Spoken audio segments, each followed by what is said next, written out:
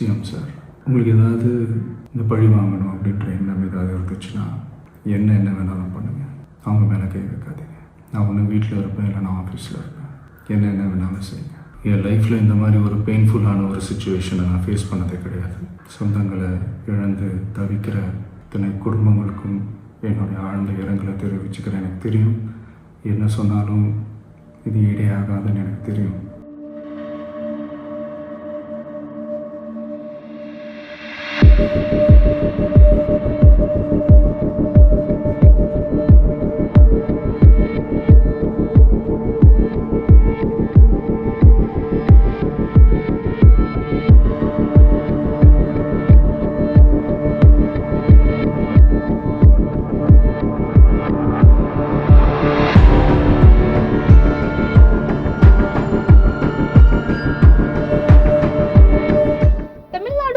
ने video clip जारी किए हैं जिनमें कहा गया है कि अदाकार और सियासी शख्सियत विजय की करूर में होने वाली रैली के दौरान शदीद हुजूम और कवायद के खिलाफ वर्जी हुई, जिसके नतीजे में एक अलमनाक स्टैम्पेड में 41 अफराद हिलाक और कई जख्मी हुए।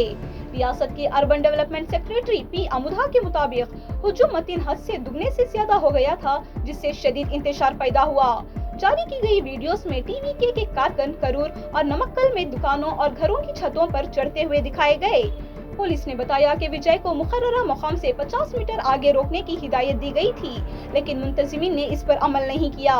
हुकाम ने कहा कि लोगों के हुजूम के बिजली के जनरेटर के करीब बढ़ने से फोकस लाइट्स फेल हो गयी, जिससे सूरत हाल मजीद खराब हो गयी।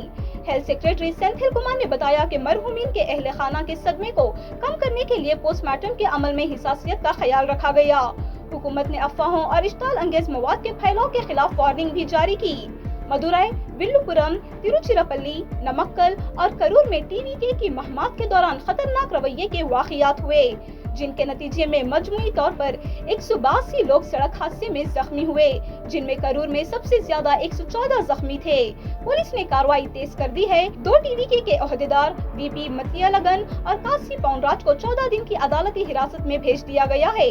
टीवीके के रियासती जनरल सेक्रेटरी बस्सी आनंद और deputy general secretary Nirmal Kumar को भी एफआईआर में नामजद किया गया है, लेकिन इन्हें अभी तक गिरफ्तार नहीं किया गया।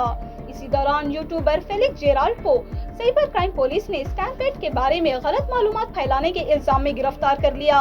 हुकाम ने तस्दीक की है कि इसकी वीडियोस में गुमराहकन दावे शामिल थे। चेन्नई पुलिस ने 25 अफराद के खिलाफ तहकीकात भी शुरू कर दी हैं, जिन पर इस अलमनाक वाक़ये से मुताल्लिक़ इश्ताल अंगेज मवाद सोशल मीडिया पर गर्दिश देने के इल्जाम हैं। ये वाक़या विजय की पार्टी तमिलगा वेट्री कलगम के जरिए एक बड़ा सियासी और कानूनी बहरान बन चुका है और अवाम व मीडिया में पार्टी की तंजीमी रवैये पर सख्त तनकीद हो रही है।